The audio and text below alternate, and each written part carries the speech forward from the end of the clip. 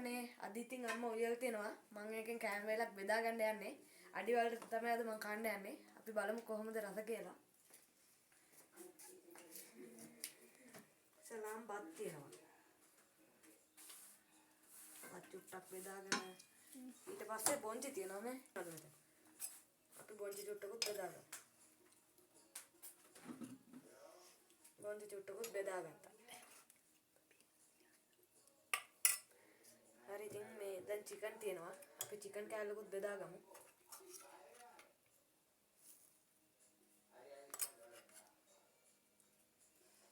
ඔන්න ඊළඟට තියෙනවා පරිප්පු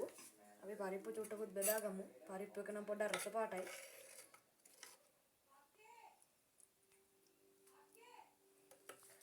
හරි පරිප්පුත් බෙදාගත්තා දැන් මෙතන තියෙනවා මැල්ලුම්